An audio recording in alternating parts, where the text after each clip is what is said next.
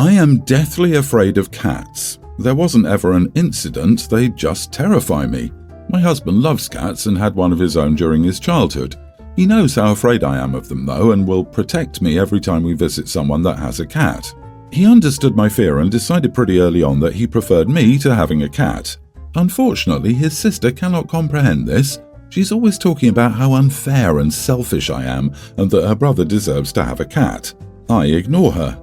One thing she started to do is tell my kids how great cats are and how they're missing out and should beg me to get them one. My kids are very young and easily influenced and have been asking me for a cat for weeks now.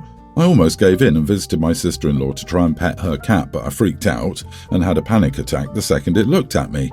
Well, we were having dinner at my sister-in-law's house and the cat was playing with the kids while the adults were sitting in the living room. I was stuck to my husband as simply knowing that a cat was in my area could make me feel sick. All of a sudden, my son calls me over saying that he needs me. He was in this small storage sort of room for some reason. Obviously, I go inside and he starts giggling, and then something brushes past me and it's the cat. I was terrified and screamed. I began to cry, hyperventilate, and I couldn't even remember what had happened. I almost vomited too, but my husband heard and helped. It turns out my sister-in-law decided it would be funny to make my kid think that pranking me with the cat would be funny.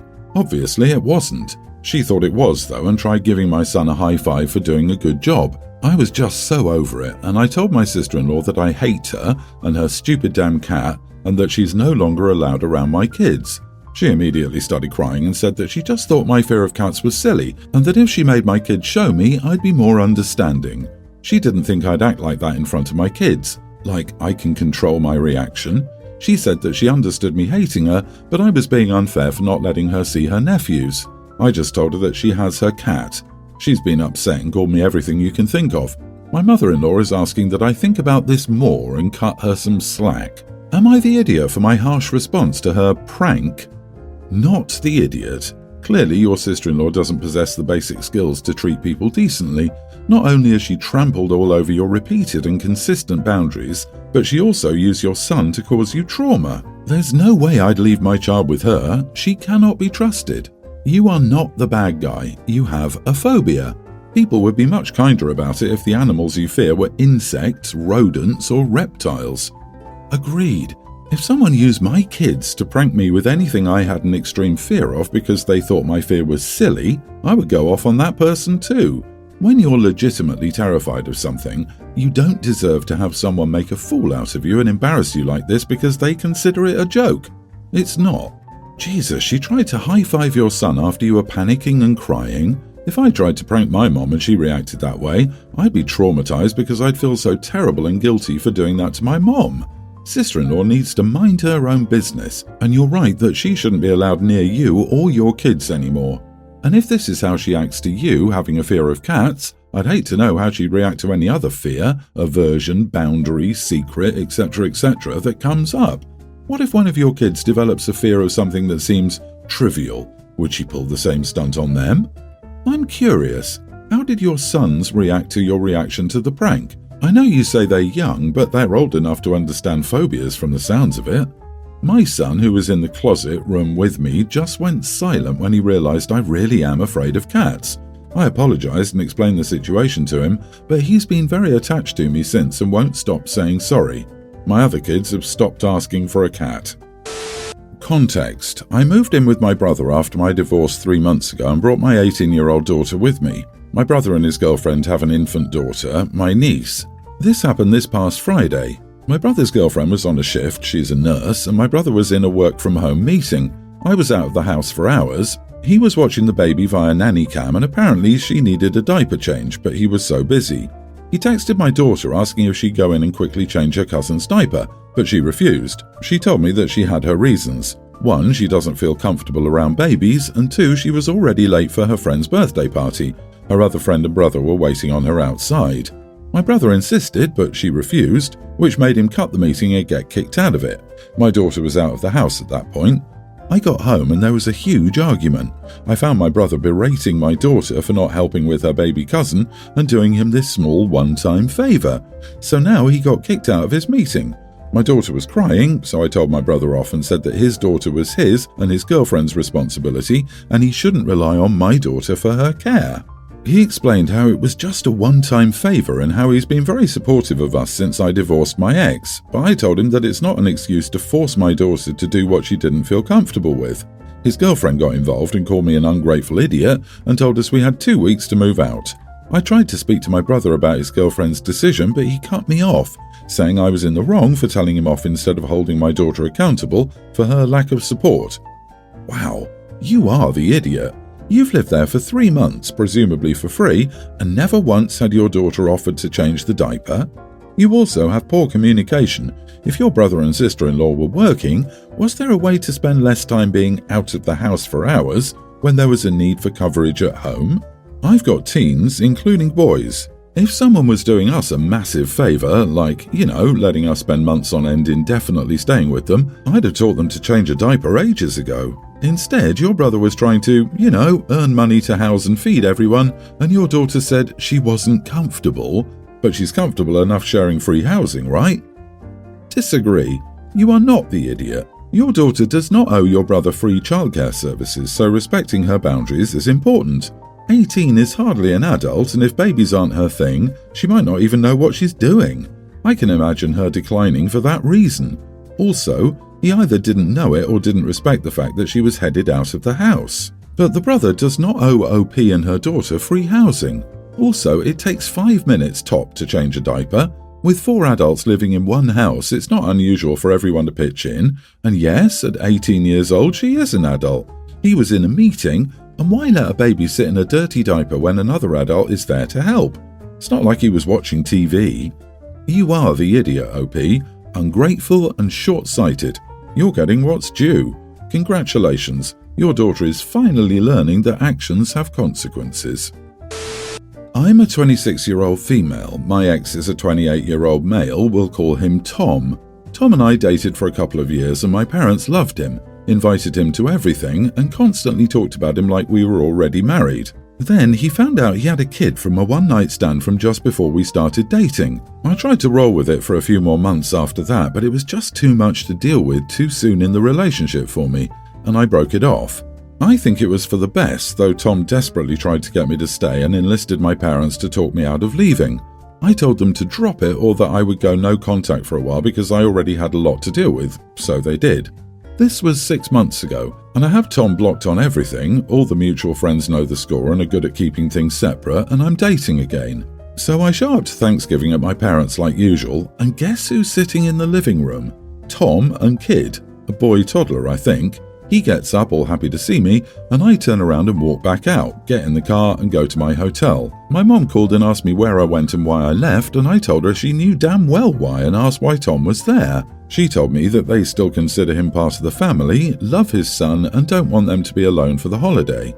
When I asked why she didn't tell me ahead of time, she stalled and then admitted that she knew I didn't want to see him, but that I obviously still loved him, and they thought if I could just see how great everything could be, he and I could reconcile. That kind of infuriated me, not gonna lie. I don't want to be a step-parent, or at least not right now, and not in this particular situation. It sucks, but I've processed it and moved on. I told my mom that what they did was wrong and really out of line and that I was going home. I hoped their Thanksgiving with Tom was all they hoped it would be. Then I turned off my phone for the rest of the day. When I finally turned it back on, I had a slew of texts and voice messages, some from Tom using my parents' phones. I deleted them without listening to the whole message and finally called my mom back last week after I had calmed down. She apologized for springing Tom on me, and I told her that she needed to stop hoping we'll get back together and that I didn't want Tom in my life.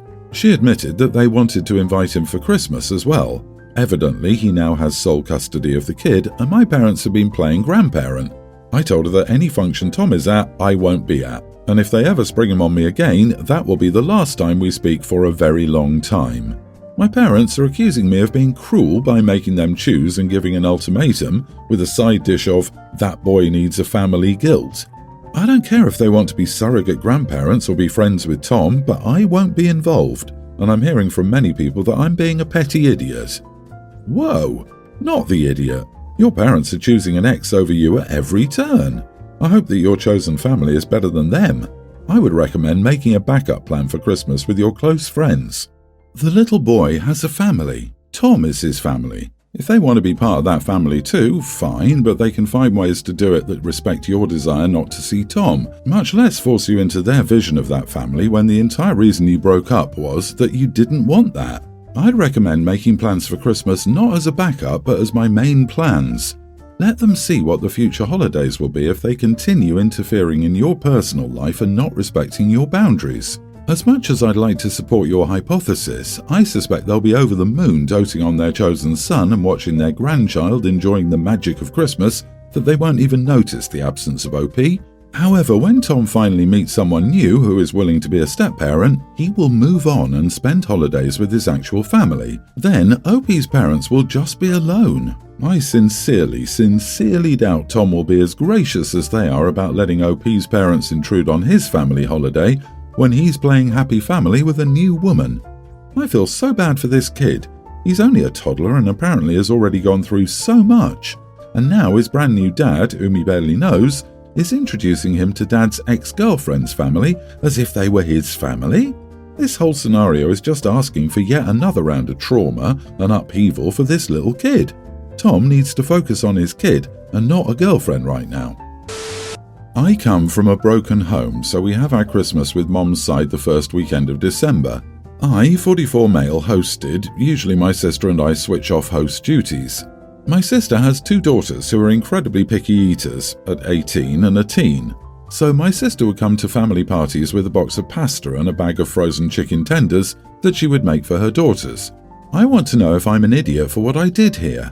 I knew that was drill with them, but I've always found it to be very annoying, especially when I'm trying to cook and she's taking up space making the pasta and chicken tenders. This year I told my wife we would not be letting my sister in the kitchen, and the girls would have the choice of eating what I prepared or not eating. My sister accused me of being a cynic and getting joy from watching the girls be uncomfortable. I told her they're old enough to eat like adults. Also, the food I make is pretty standard. I do a fillet roast, barbecue ribs, cheesy potatoes, stuffed artichoke, breaded cauliflower, ratatouille and a salad. Certainly some of these foods must be foods that an 18-year-old and teenager should be able to eat. The girls sat and ate bread and butter while telling me my food looked gross. I looked to my sister to calm them down, but then she told me I deserved this and it's not their fault for being picky eaters. I know I could have just let my sister do her thing, but it was the principle of the situation. I'm not sure if I was being a petty idiot or if I had a legitimate reason to be upset. Edit. There are no medical conditions or food allergies. Not the idiot. They're old enough, not little kids. They can be picky. You don't have to accommodate that. This is how people turn 30 and still refuse to eat anything but pizza and chicken nuggets. No one is being forced at gunpoint to eat what you make. They can eat before or after the party if starvation is such a risk.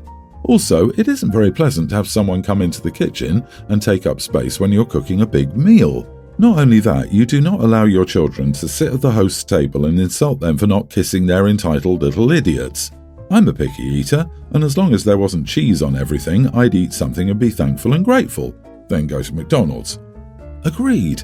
The girls must get used to going places where their mommy won't make them a kiddie menu. They aren't picky eaters if they've never eaten anything besides what they could tolerate when they were 6. They're limited eaters, which is 100% the result of their mothers coddling them. I wouldn't cater to them either. They're guests in someone's home. Unless they have allergies or sensory issues, they either accept the invitation and the menu or don't attend.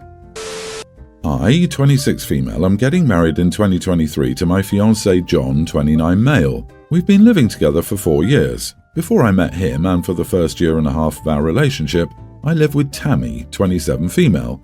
Tammy and I have been best friends since we met at 12. Tammy and John have a great relationship too. The issue is with some people in my friend group who I met after John and I got serious. For some reason, they're all obsessed with the "and they were roommates" joke when it comes to Tammy and me.